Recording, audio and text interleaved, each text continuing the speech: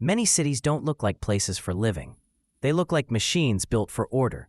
Glass towers, straight streets, endless parking lots, and sidewalks baked in heat with no shade. It feels more like a system than a home. But this isn't just about appearances. It's about what these spaces make you feel.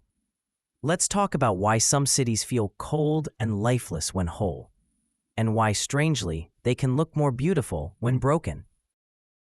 A city that has fallen apart shows its bones. When walls crumble, they reveal what once held them together. Stone arches stand like skeletons of a long-dead giant, and cracked columns expose the careful work of builders from another time.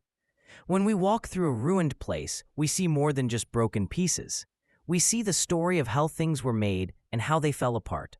A perfect building hides its structure behind smooth walls and polished surfaces. A broken one strips away the surface and leaves the truth exposed.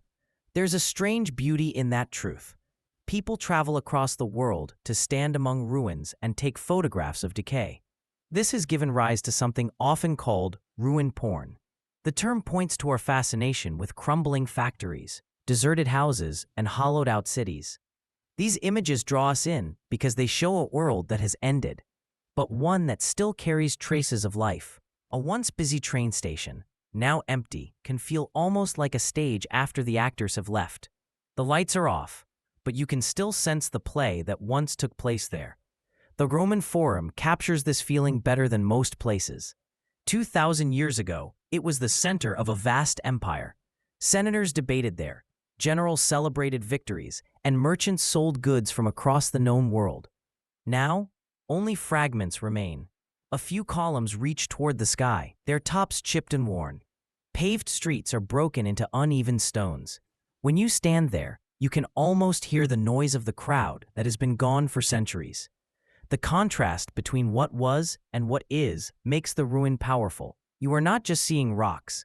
You are standing in the shadow of greatness, now reduced to silence. Modern ruins tell a different story. In Detroit, factories once hummed with machines and workers. Cars rolled off assembly lines, and entire neighborhoods depended on those jobs. When the factories closed, people left. Windows shattered, roofs collapsed, and weeds pushed through the concrete. These buildings now stand like monuments to a vanished economy. They remind us that decay is not only ancient or distant, it can happen in our own lifetime. A photograph of a deserted Detroit factory has the same haunting effect as a Roman ruin because both show the sudden fragility of things we assume will last forever. Artists have long been drawn to ruins. The Italian artist Giovanni Battista Piranesi spent years etching scenes of ruined Rome. His prints did not just record the crumbling structures, they turned them into vast, dramatic landscapes. In his work, broken arches tower above tiny human figures. Light and shadow deepen the sense of loss and grandeur. Piranesi's images shaped the way people saw ruins, making them romantic rather than just sad. Even today, his etchings influence how photographers and filmmakers frame decayed places. Part of the appeal of ruins lies in the emotions they stir. A palace in perfect condition inspires admiration, but a ruined palace adds something deeper. You see what was once great and now lies in fragments. This creates a sharp contrast between past and present. The mind fills in the missing pieces, imagining the parties, the music, the voices that once echoed through those halls. The ruin becomes a bridge between two moments in time. When we describe a ruined place, the details matter. Imagine walking into an abandoned theater. The velvet seats are torn, their stuffing spilling out. Dust floats in the air, catching the light from a broken window. The stage curtain hangs in shreds, and in the silence, you think you hear faint applause. These images do more than show decay. They pull you into the experience. You can feel the weight of what has been lost. Some might see decay as only ugly, but brokenness has its own kind of beauty. It shows the passage of time in a way that newness cannot. A polished building reflects only the present moment. A ruin tells a story. Each crack, stain, and missing piece is a chapter. Standing among ruins reminds us that all things are temporary. It invites reflection on the rise and fall of people, cities, and empires. When we seek out ruins, whether ancient or modern, we are not just looking at destruction, we are looking at survival. Even broken, these places endure. They whisper of what they once were and hint at what might come next. In their silence, they speak of both loss and resilience, showing us that beauty does not always come from perfection. Sometimes, it comes from what remains. When we walk through ancient ruins, we see only what has survived. The temples, arches, and statues seem like the whole story, but they are only fragments. Most of what once stood has vanished. Wooden houses rotted away. Mud brick walls crumbled into dust. Even stone buildings fell when fire, flood, or war struck. What remains is not necessarily what was most important, only what happened to endure. This is survivorship bias in physical form. We build our understanding of the past on what we can still see, forgetting how much has been lost. Survival is often random. A temple might still stand because it was made of marble instead of wood, or because it happened to be on higher ground when a river flooded. A statue might survive only because it was buried under debris during an earthquake and later uncovered by archaeologists. What we see today feels inevitable, but it is the result of chance mixed with human decisions. Two cities might be destroyed by the same volcano, yet one leaves behind frescoes on its walls, while the other leaves only empty outlines of foundations. This randomness shapes our view of history, giving weight to certain places and leaving others invisible. Some structures were built with survival in mind. Temples and fortifications were meant to last. Builders used heavy stone blocks, iron clamps, and massive foundations. These buildings had a purpose beyond daily life. A temple was designed to honor a god for centuries. A city wall needed to hold back enemies. Because of their strength, these structures are often the ones we find still standing. A simple house, no matter how full of life it once was, rarely survives in the same way. This skews our sense of the past. We picture ancient cities as grand and monumental, filled with marble and carvings, when in truth they were also full of simple wooden shops and clay houses that left no trace. In Pompeii, this pattern is easy to see. When Mount Vesuvius erupted, ash buried the city in a single day. The weight of that ash caused many roofs to collapse. Wooden beams burned or rotted away long before modern excavations began. Yet certain frescoes survived on plaster walls. A dining room painting of a mythological scene might still be visible, its colors bright even after 2,000 years, while the rest of the house around it is gone. Walking through Pompeii, you pass through open courtyards where only fragments remain. Then step into a small room where a single wall painting still shines. The experience is jarring. It reminds you that what you see is a patchwork of luck and preservation, not a full picture of what the city once looked like. The Parthenon in Athens shows another side of survival. Built as a temple to the goddess Athena, it was designed to be strong and lasting. Over the centuries, it has faced earthquakes, invasions, and even explosions. At one point, it was used as a gunpowder store, which led to part of it being blown apart during a siege. Yet even after so much destruction, parts of it still stand. Rows of tall columns reach upward, and broken statues lie scattered around the site. The Parthenon is powerful not only because of what remains, but also because of what is missing. The gaps and ruins remind us of how fragile even the mightiest building can be. It survived more than most, but not completely. Its partial survival tells a story of endurance mixed with loss. Sometimes a single object becomes a symbol simply because it remains when everything else has vanished. Imagine walking through a bombed city. Rubble stretches in every direction. Walls are reduced to waist-high fragments. In the middle of it all stands a bronze door, upright and untouched. It may not have been the most important part of the building, but its survival gives it meaning. People gather around it, take photographs, and see it as a sign of resilience. The door becomes more than just a piece of metal. It becomes a reminder that not everything was destroyed, even if most of it was. In this way, survival creates its own stories and symbols. The emotional effect of these lone survivors is strong. When you see a single column standing in a field, you imagine the temple that once surrounded it. Your mind fills in the missing pieces. The emptiness around the surviving structure makes it seem even more significant. It stands as proof that something great once existed there. Without that column, the site might just look like an empty patch of land. With it, the past feels present. This is why archaeologists sometimes leave ruins partly reconstructed rather than fully rebuilt. The gaps and absences speak as loudly as the surviving stones.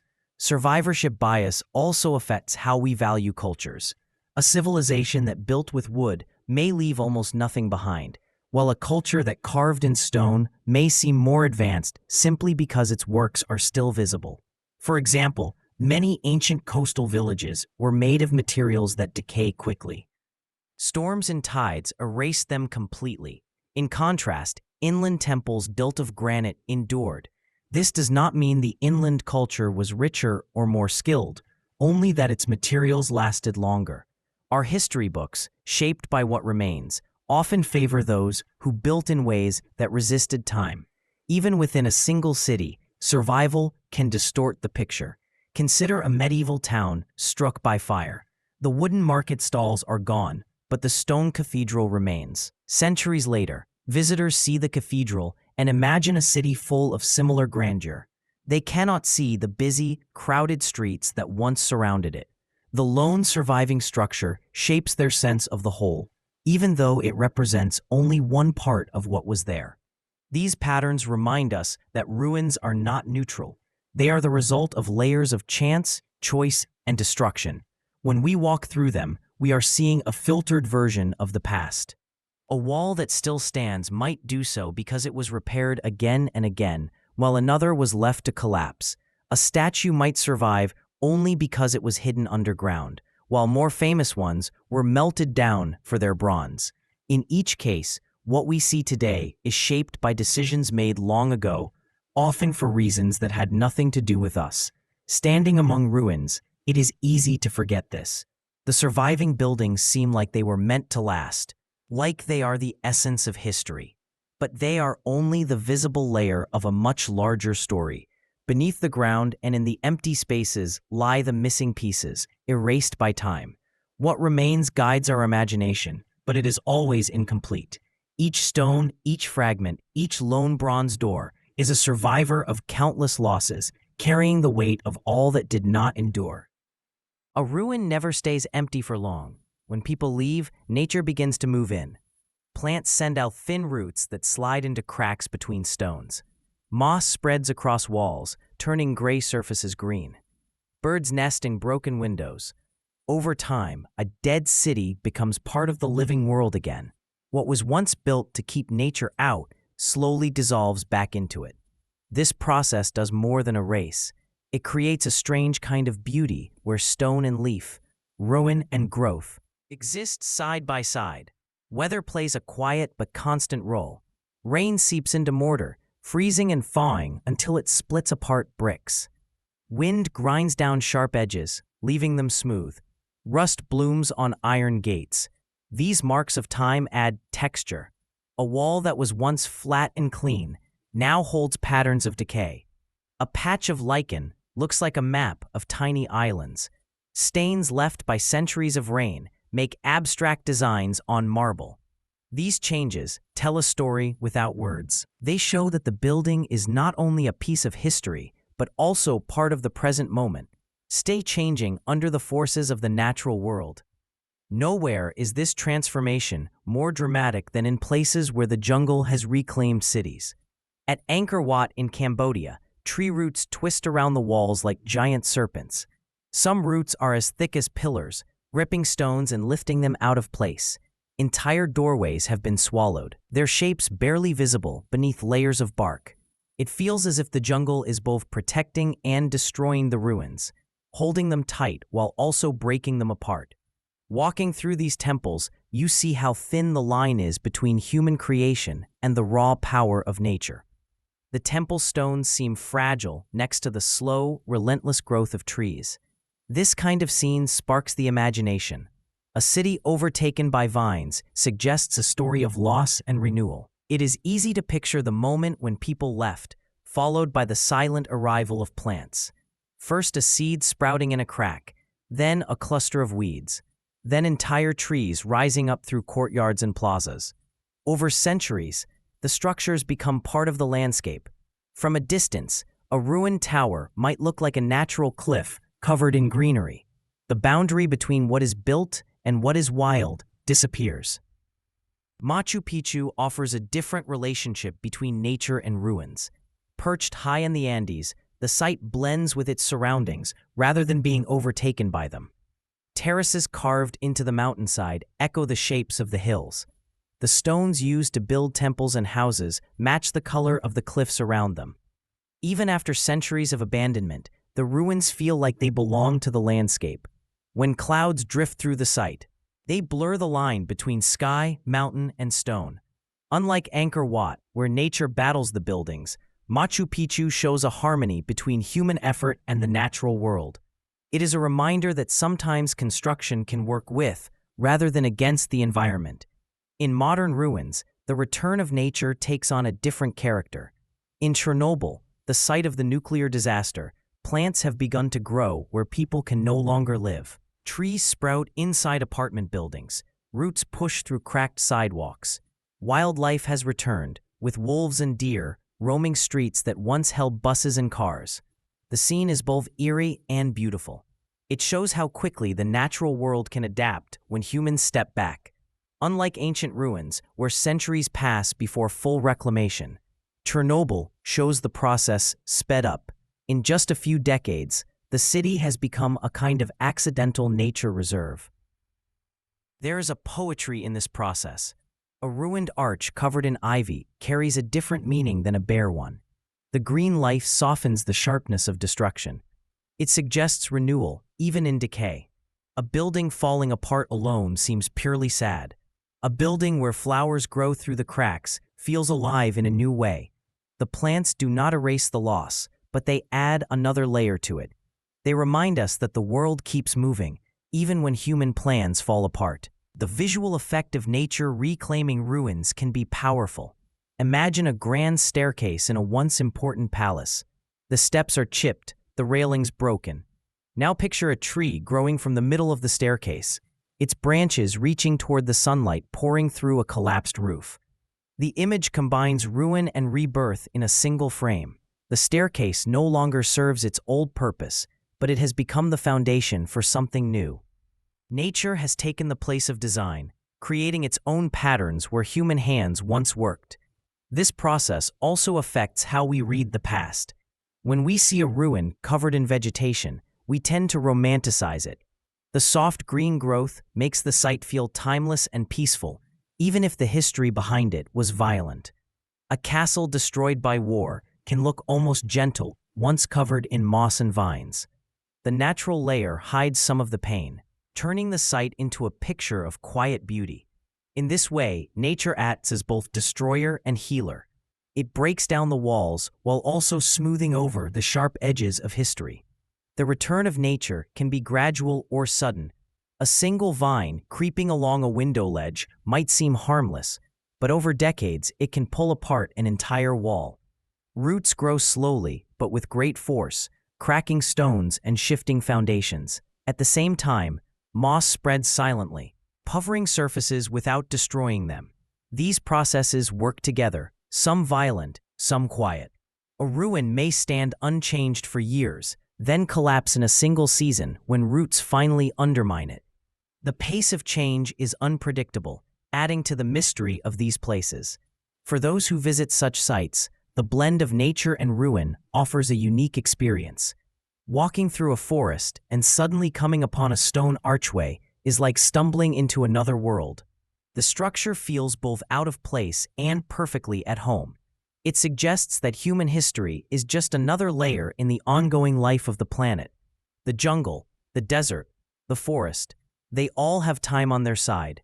Cities rise and fall, but nature waits patiently to return. In the end, the presence of nature changes how we see ruins. A bare ruin speaks of endings. A ruin wrapped in vines and filled with birdsong speaks of cycles. It shows that even when human projects fail, Life continues. The walls may crumble, but grass will grow through the cracks. The stones will remain, weathered and worn, carrying stories both of what was built and of how the earth slowly, steadily took it back. Beneath the streets of many cities lies another world, built by generations long gone. Over time, a city is never truly erased. Fires burn, floods rise, walls collapse, and new buildings rise on top of the old. Streets are filled in, foundations are buried, and layers of history stack one upon another. What we walk on today is often just the surface of a deep and complex story. If you were to dig down through the earth, you would move through time itself, passing from one era to the next with each layer of brick, stone, and soil. This layering happens slowly, almost without notice. A shop burns down, and rather than clearing away every trace, the rubble is leveled and built over. A flood deposits silt that raises the ground level by a few feet. And instead of digging out the old streets, people simply build new ones above them. Over centuries, this cycle repeats.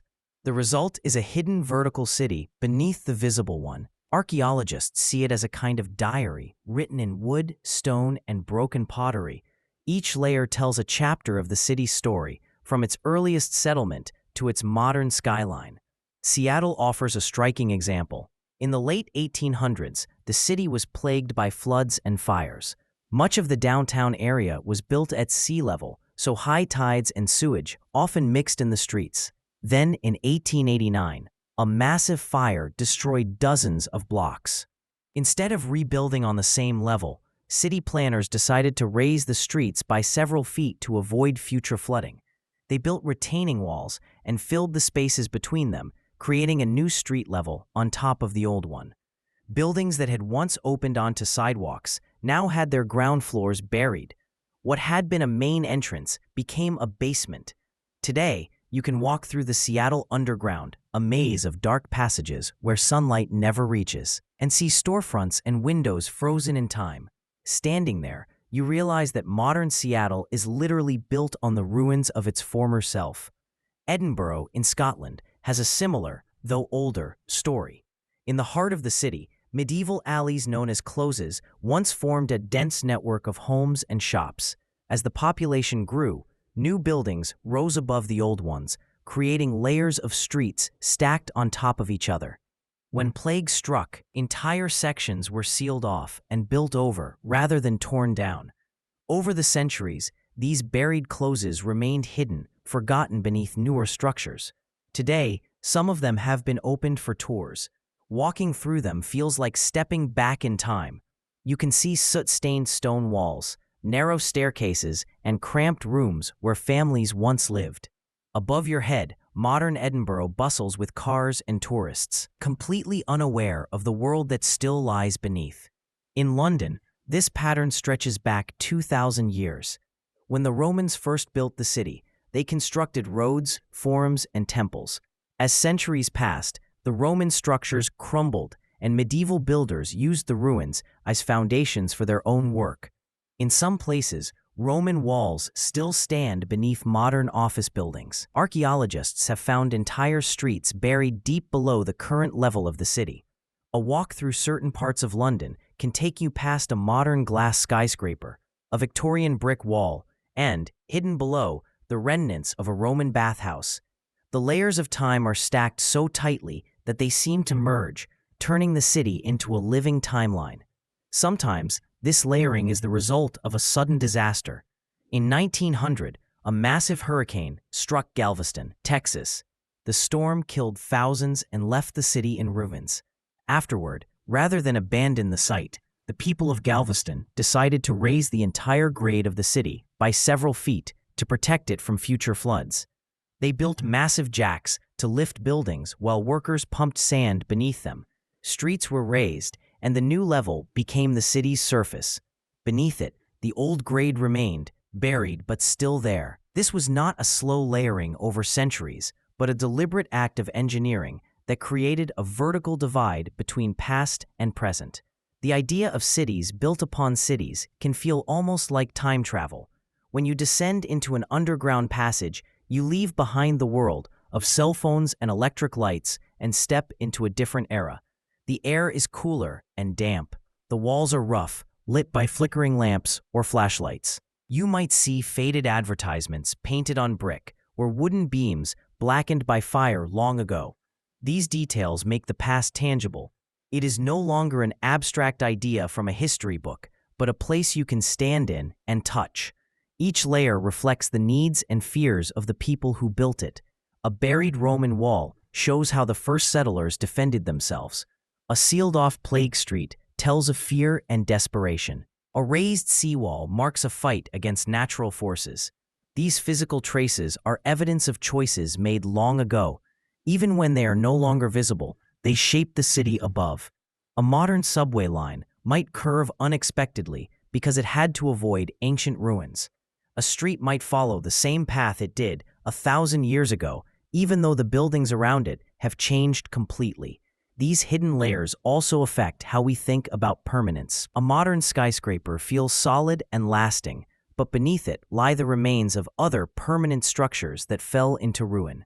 The knowledge that your office sits on top of a forgotten tavern or temple adds a sense of humility. It reminds us that cities are always in motion, even when they seem fixed in place. The current surface is just one moment in a long continuum of building, destruction, and rebuilding. For the people living above these layers, the buried city is invisible most of the time. It reveals itself only through excavation or disaster. A broken water main might open a sinkhole that exposes ancient foundations. A construction crew digging for a new building might stumble on a hidden chamber sealed for centuries. These moments are startling because they show that the ground beneath us is not as solid as we think. It is filled with stories waiting to be uncovered. Standing in one of these hidden spaces, you can feel the weight of time pressing down. The ceiling above might be a street where cars rumble by, while below you lie the bones of past lives. You can imagine the footsteps of Roman merchants, medieval traders, or 19th century shopkeepers, all layered in the same place. Each generation built on top of the last, leaving behind traces that shape the present in ways we often do not see. A city is never just what appears on the surface. It is a stack of histories, one atop another, rising and falling like the tides, always in motion, always incomplete. Ruins do not have a single meaning. What they represent depends on who is looking at them.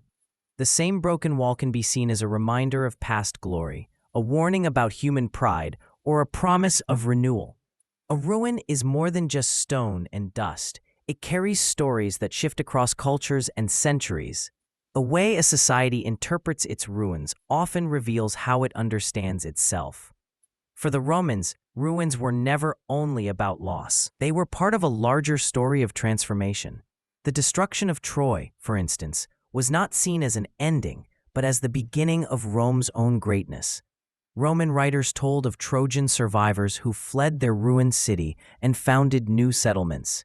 Aeneas, the mythical hero of this story, carried his people's memory through exile and struggle, eventually leading to the rise of Rome.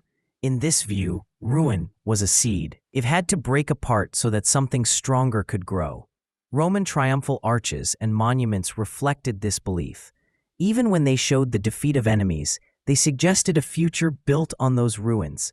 To the Romans, ruin was not just decay, it was the foundation for empire. This idea shaped how Rome looked at other cultures. When they conquered a city, they often preserved certain ruins as symbols of their own power. A toppled statue or burned temple reminded both victor and defeated of what had changed. The ruins of Carthage or Corinth stood as visible proof of Rome's dominance. Yet they also became part of Rome's identity. By incorporating foreign ruins into their own story, the Romans claimed continuity with the past, while showing that they had surpassed it. Other cultures have seen ruins differently. In many Islamic traditions, ruins are warnings. They mark places where entire societies failed because they turned away from justice or faith. Ancient cities like Petra or Babylon were often described in religious texts as examples of divine judgment. When a traveler encountered these ruins, they were not meant to admire them. They were meant to reflect on the fragility of human power. A collapsed palace was a lesson written in stone. It said that no ruler, no matter how mighty, could escape accountability. This way of seeing ruins creates a sense of humility. Instead of inspiring people to rebuild on the same spot, the ruins encourage caution. They remind communities that wealth and strength can vanish overnight. A once great city reduced to rubble is not a romantic image, but a warning sign. In this interpretation, ruins are less about beauty and more about morality. They are visible proof that arrogance leads to downfall. Athens offers yet another perspective. When the Persians invaded Greece in the 5th century BCE, they burned temples and destroyed parts of the city. Instead of erasing these ruins, the Athenians chose to leave some of them standing for years. The blackened remains of sacred buildings became symbols of resistance and memory. They reminded the Athenians of what they had lost and what they had fought to reclaim. Later, when Athens rebuilt, the new structure stood beside the old ruins. The contrast told a story of survival. The ruins were not just scars. They were part of the city's identity, proof that Athens had endured and grown stronger. Over time, ruins have also taken on symbolic meanings beyond the physical. An imaginary ruin is not made of stone at all. It exists as a metaphor. Writers and artists often speak of ruined ideals or broken dreams. A shattered building becomes a way to describe a collapsed belief system. For example, society might see the fall of an empire not only in the literal ruins left behind, but also in the collapse of shared values. In this sense, a ruin can exist entirely in the imagination. It is a way of making abstract loss feel concrete. This metaphorical use of ruins appears in literature and art across cultures. A poet might describe love as a ruined city, with empty streets and silent towers. A political thinker might speak of a ruined republic, to describe a government that has lost its integrity. These images draw power from physical ruins, even when no actual stones are involved.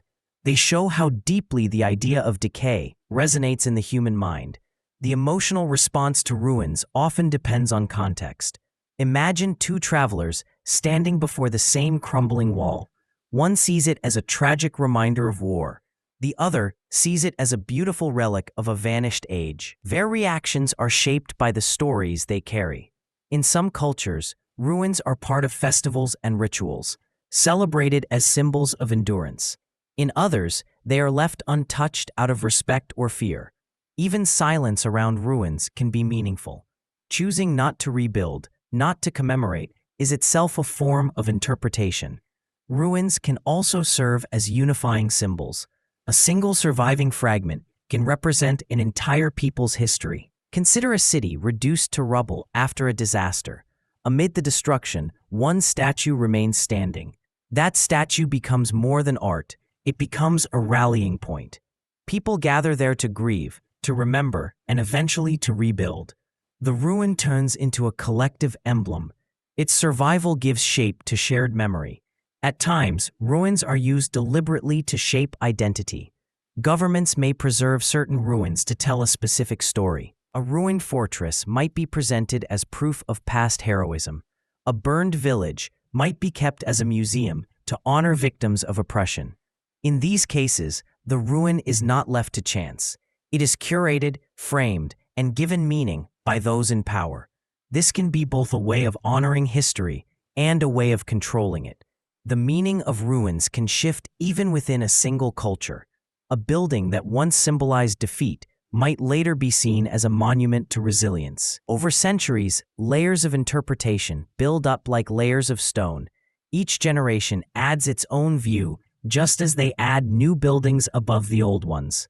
In this way, ruins are never static. They continue to live in the stories told about them. When we look at ruins, we are also looking at ourselves. They reflect our hopes, fears, and beliefs. The Romans saw them as beginnings. Some Islamic traditions saw them as warnings. The Athenians saw them as proof of survival.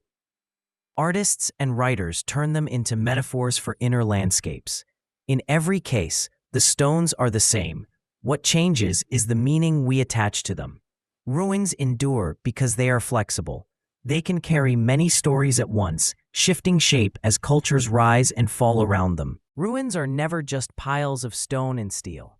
They carry meanings shaped by those who speak about them, photograph them, or decide what to do with them. A ruined building can become a stage for political battles. Some see it as proof that a place must be rebuilt.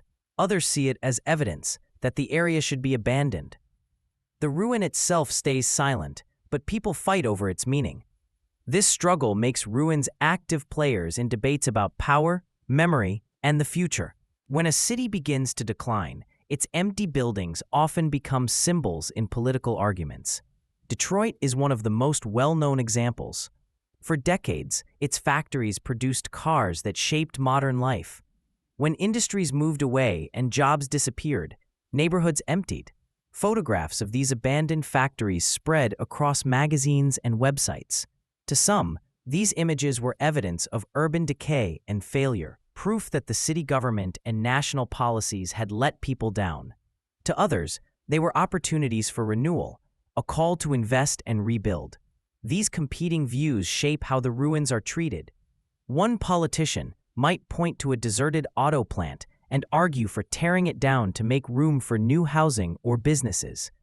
Another might see the same site as a historic landmark worth preserving.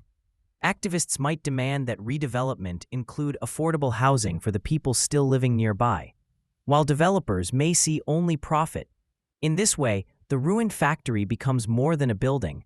It becomes a battleground where different groups fight over whose vision of the city will prevail. The language used to describe ruins is itself political. During economic downturns, journalists often call certain neighborhoods ghost towns. The phrase suggests not only emptiness, but also haunting, as if the people who left are still present in some way. This framing can evoke sympathy or fear. A writer describing a street as abandoned might be calling attention to neglect and demanding action. Another writer might use the same word to suggest danger and justify heavy policing or demolition.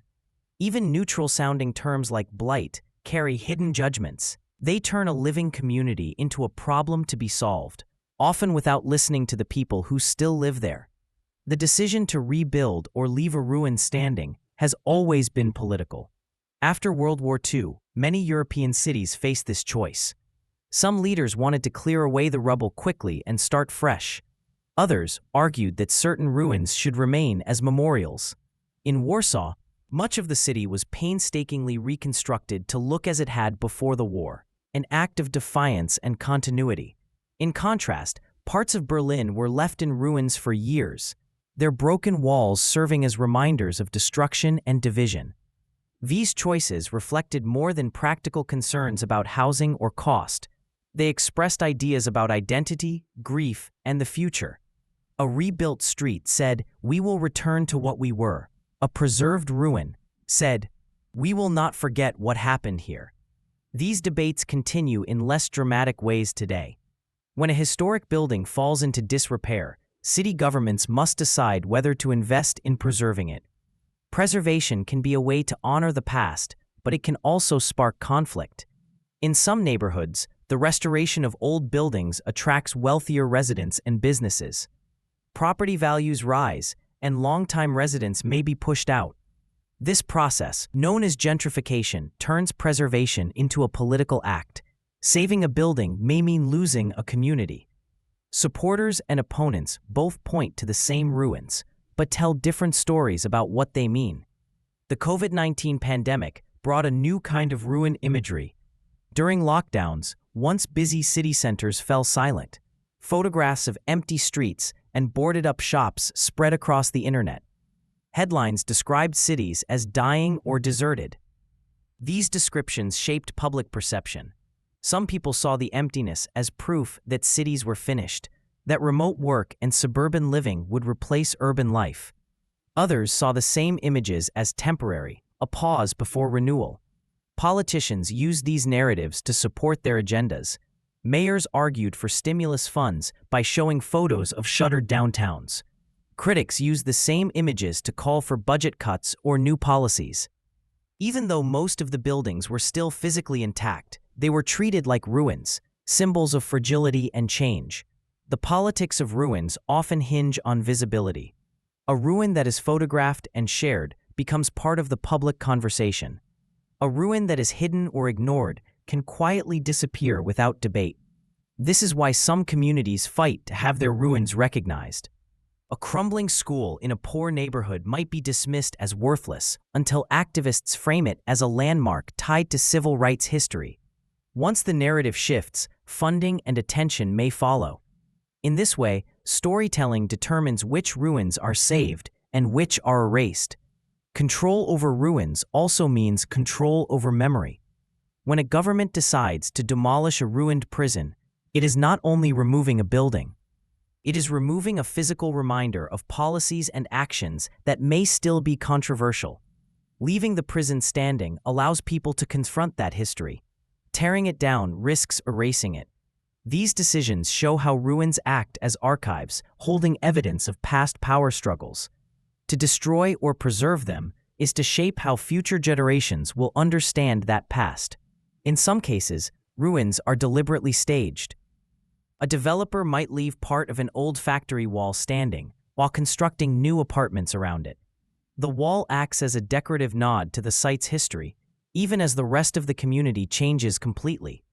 This selective preservation can create a comforting image of continuity while masking deeper disruptions. It turns history into a marketing tool, stripping it of conflict. The ruin remains, but its meaning has been rewritten to fit a commercial narrative. The way we talk about ruins influences how we act toward them. A neighborhood described as blighted is more likely to face bulldozers. A building labeled heritage is more likely to receive grants and care. These words are not neutral. They shape policy, funding, and public opinion. In this sense, every ruin is part of a larger conversation about who belongs in a city and who does not. Walking through a landscape of ruins, you may see only silent structures, but behind those stones and empty windows are arguments, decisions, and competing visions. Some people see renewal. Others see abandonment. Some fight to preserve history. Others fight to erase it. The ruins themselves do not take sides, yet they are used as weapons in struggles over power. In this way, a crumbling factory or an empty downtown street is never just an artifact of the past. It is a stage on which the future of the city is being decided. Exploring ruins is never as simple as walking through a museum.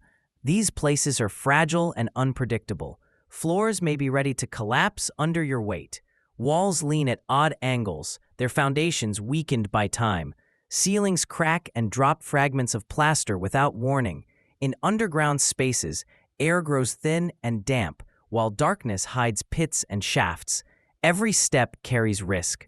This danger adds a layer of tension, turning exploration into a physical and emotional challenge. A ruin is not just something to see, it is something to survive.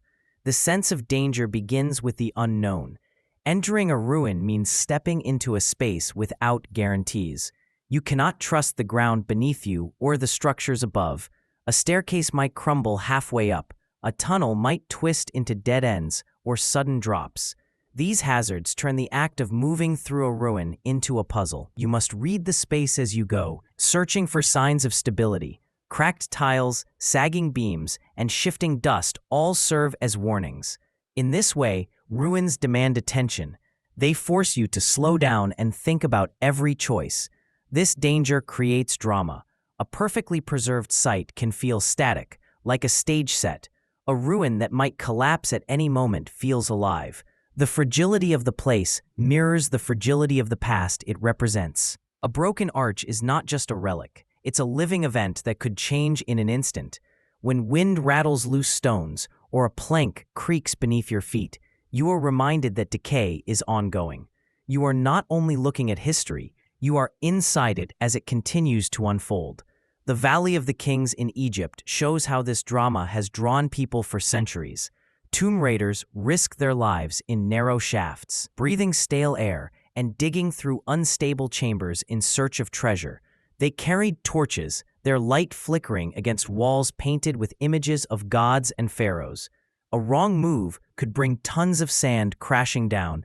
Even today, archaeologists face similar dangers.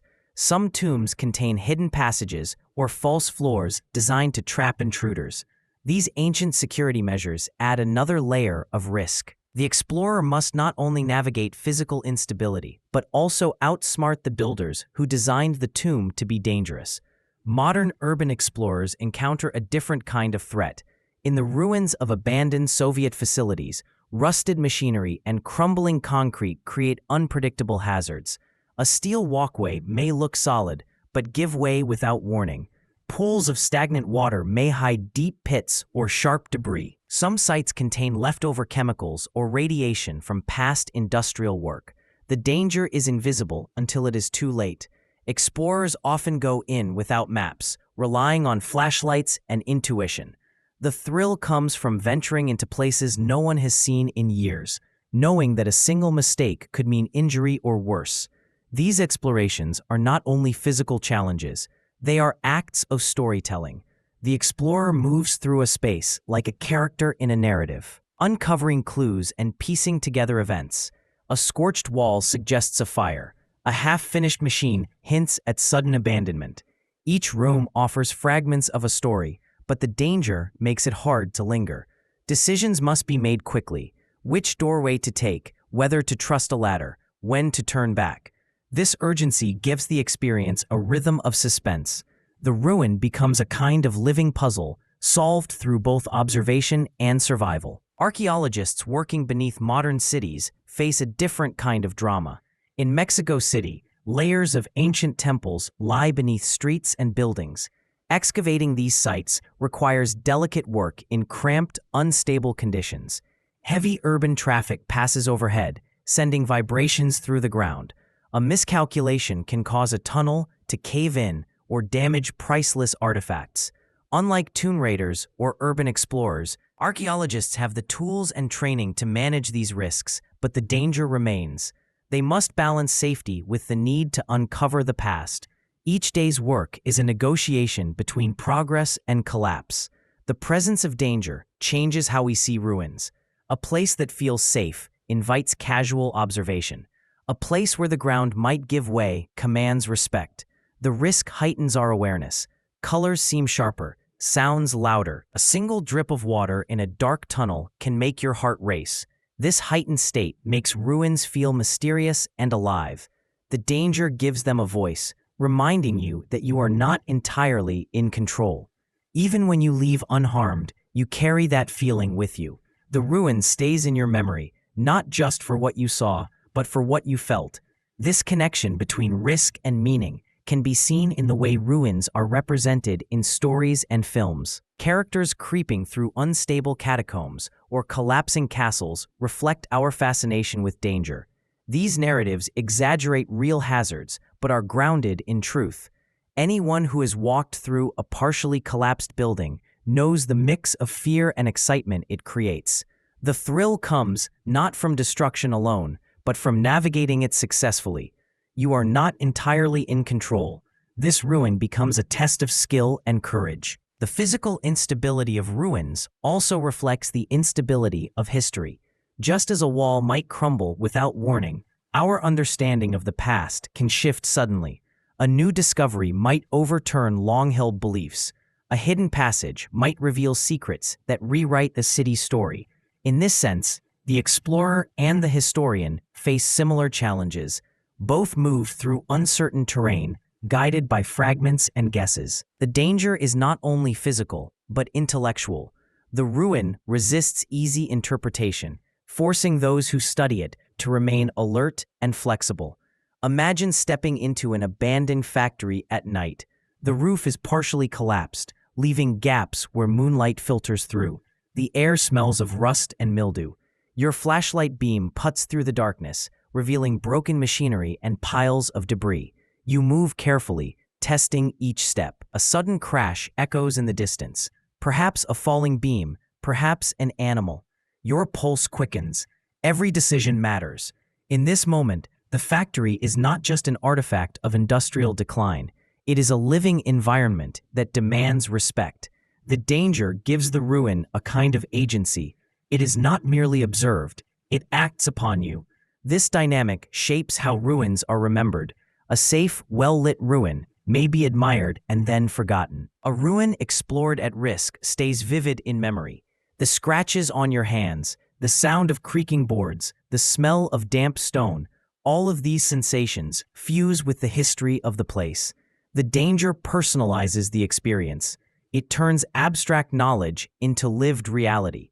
When you tell others about the ruin, you describe not only what you saw, but also what you endured. The story becomes richer because it includes survival. In this way, danger is not just an obstacle. It is part of the meaning of ruins. The instability of these spaces mirrors the instability of the past. Their hazards create drama and depth. Moving through them is both physical and narrative exploration. Each step is a choice, each breath a reminder that the line between past and present is thin, and that ruins, no matter how silent, are never truly still. Ruins touch people in ways that are hard to explain. Standing among broken walls and silent streets can bring a rush of feelings. Nostalgia for something you never lived through, sadness for what has been lost, and awe at what remains. These reactions are so common that they seem almost universal.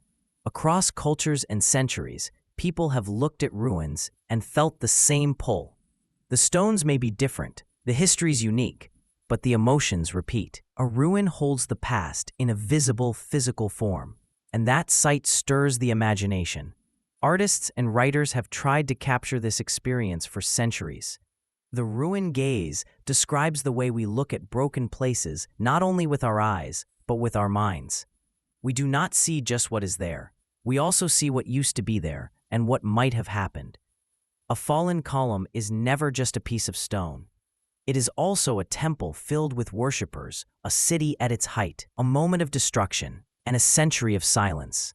This layering of time makes ruins powerful. They speak to both memory and imagination, even when we know little about their actual history. During the Romantic period, ruins became especially popular subjects. Poets and painters saw them as symbols of beauty mixed with sorrow. They admired the way decay softened sharp lines and turned grand buildings into landscapes. The brokenness was part of the appeal. Lord Byron, one of the most famous Romantic poets, wrote passionately about the ruins of Greece. To him, these places represented both past glory and present suffering. Greece was under foreign rule when he visited, and the ruins became symbols of freedom and resistance. Byron's words helped shape how others saw these sites. Through his poetry, the fallen temples were not only stones, but living reminders of a culture's endurance. Romantic artists often sought out ruins because they evoked complex feelings. A perfect, untouched building might inspire admiration, but a ruin added depth. It showed the passage of time and the inevitability of change. Painters captured ivy-covered castles and crumbling arches bathed in soft light. These images suggested that beauty does not depend on wholeness. A ruin can be more moving than a complete structure because it leaves room for the viewer's imagination. What is missing becomes part of the experience. The gaps and silences allow us to fill in our own stories. Writers used ruins to explore not only the past, but also the future. Mary Shelley, best known for Frankenstein, wrote a novel called The Last Man, in which humanity faces extinction from a global plague. In her descriptions of abandoned cities, Shelley blends physical detail with emotional weight. Streets are silent, houses empty, statues toppled. The imagery is haunting because it shows not only physical decay, but also the absence of human life. By imagining future ruins, Shelley invites readers to think about their own world as fragile. What seems permanent today could one day be nothing but rubble. This kind of writing gives ruins a double meaning. They are both memory and prophecy. Tourists at Pompeii experience a different kind of emotional response. When Mount Vesuvius erupted in 79 CE, the city was buried so quickly that it was preserved in astonishing detail.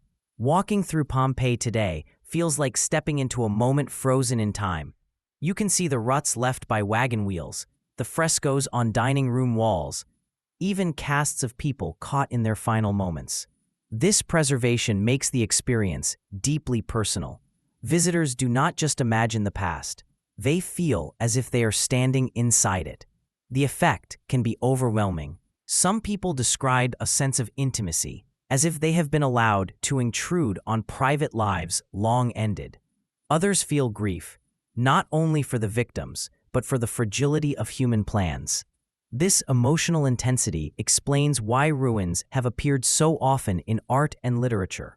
They offer a physical space where big ideas, mortality, time, memory become tangible.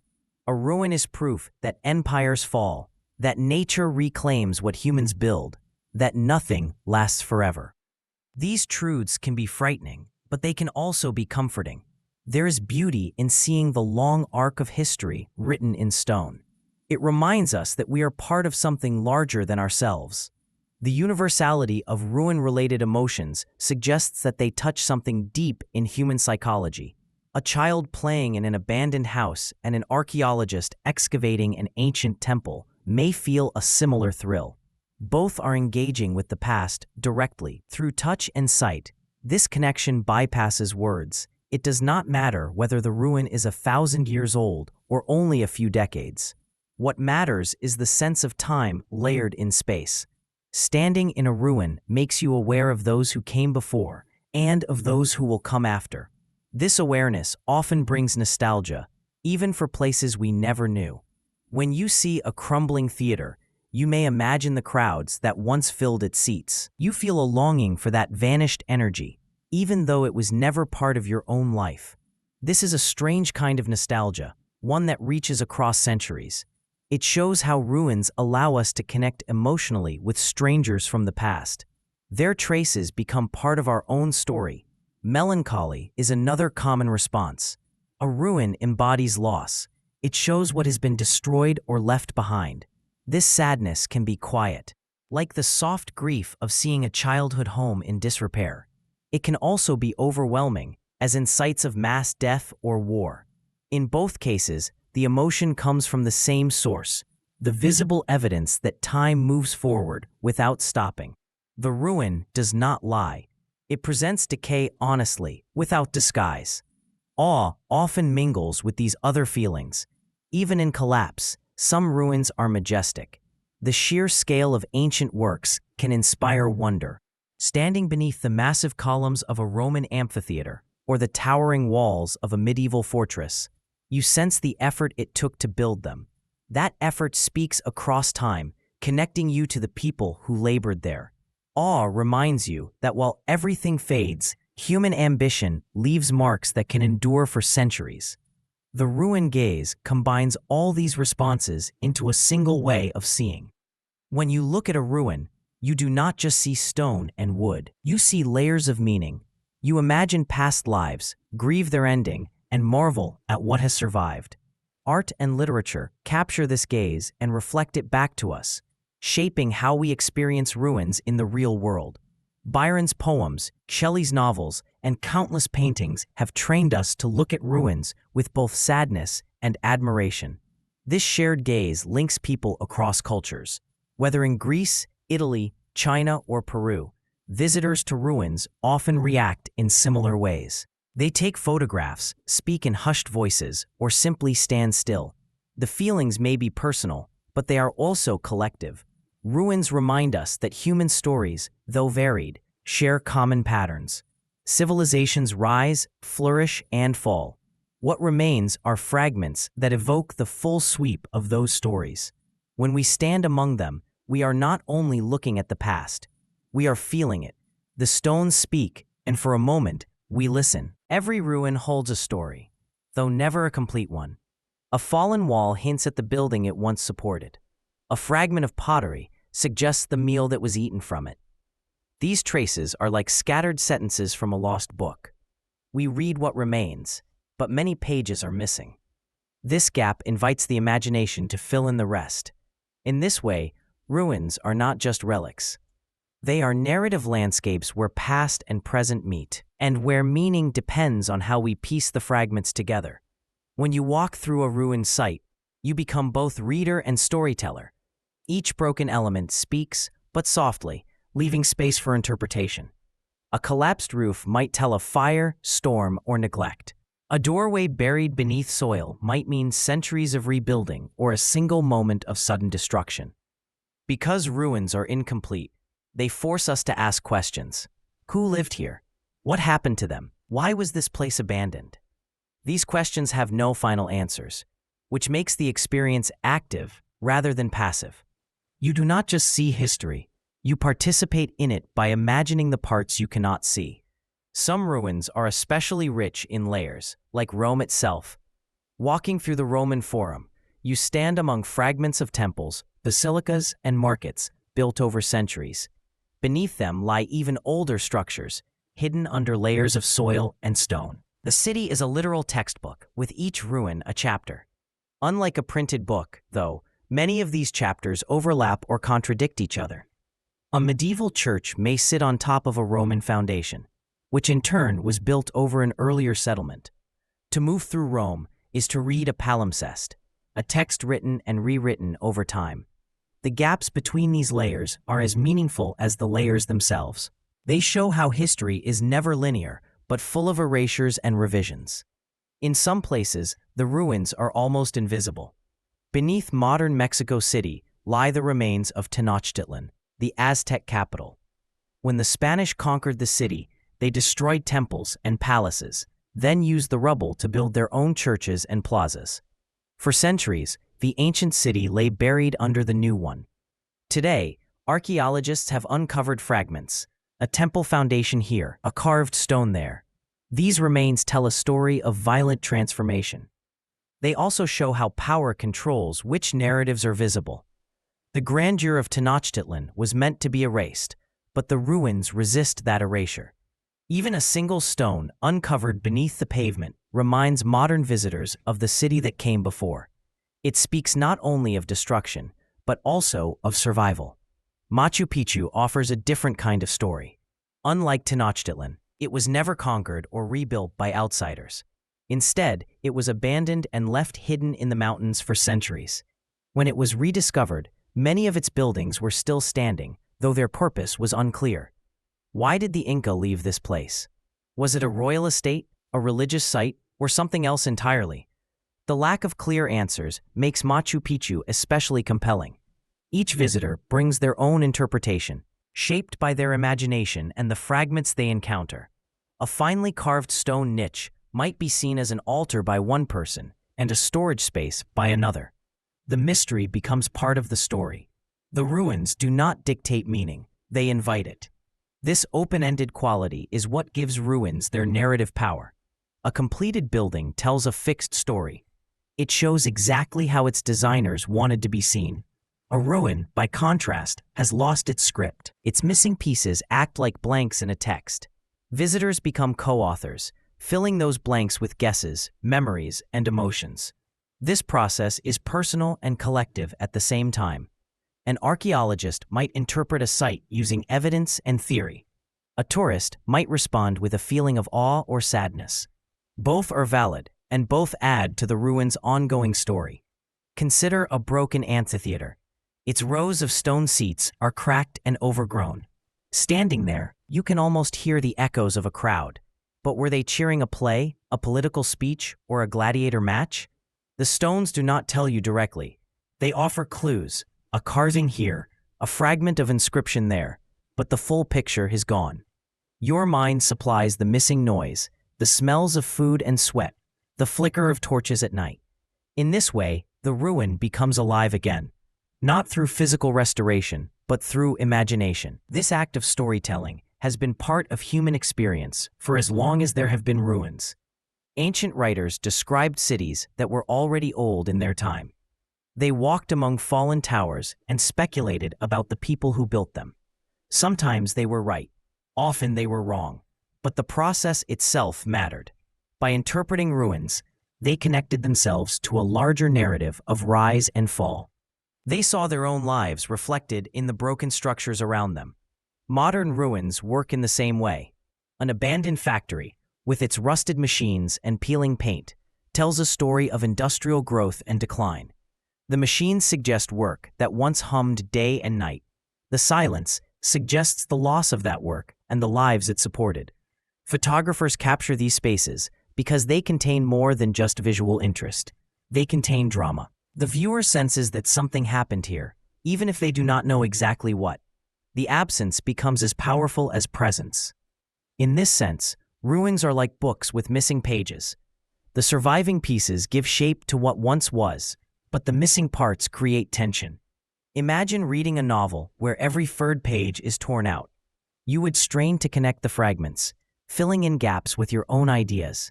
That act of creation would make the story feel personal. Ruins operate in the same way. They demand interpretation. They remind us that history is never fully known, only reconstructed from what remains. This narrative quality also makes ruins political. Whoever controls access to the fragments can influence the story told about them. In Rome, emperors erected monuments beside older ruins to link themselves to past greatness. In modern cities, developers may highlight certain ruins while ignoring others, shaping how visitors understand the place. Even the decision to excavate or leave something buried is a narrative choice. What is revealed and what stays hidden determines which stories are remembered. Walking through a ruin is therefore an act of reading and writing at once. You read the traces left by others, and you write your own version through imagination. Each collapsed wall, each shard of pottery, is a sentence in a story that stretches across centuries. Some parts are clear, others are lost forever. The power of ruins lies in this tension. They are unfinished texts, waiting for someone to engage with them.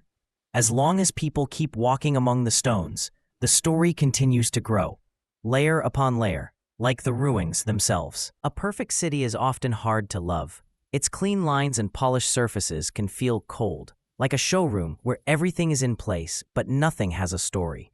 The streets are swept, the walls gleam, and the buildings stand without scars. There is beauty in this order, but it can seem distant, almost lifeless. A ruin, by contrast, wears its history on its skin. Cracks, stains, and missing pieces speak of time passing and lives lived. The imperfection makes it human. It invites touch and thought. It draws you closer instead of holding you at a distance. In a modern city, many truths are hidden. Plumbing runs under the streets. Electrical wires disappear into walls. Facades conceal structural supports. The city is a mask, showing only its finished surface.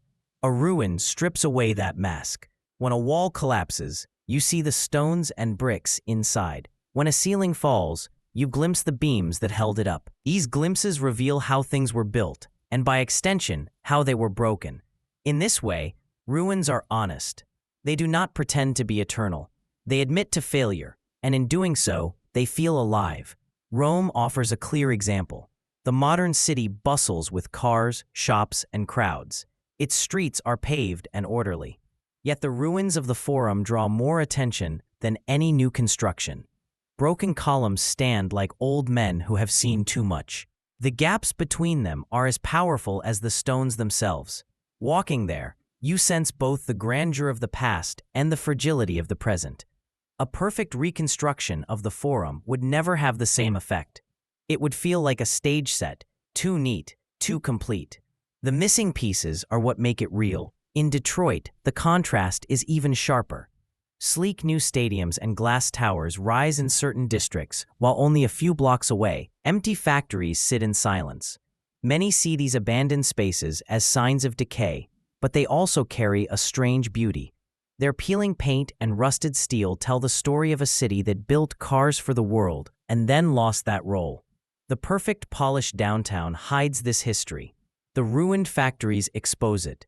They remind us that prosperity is not permanent, that progress has costs.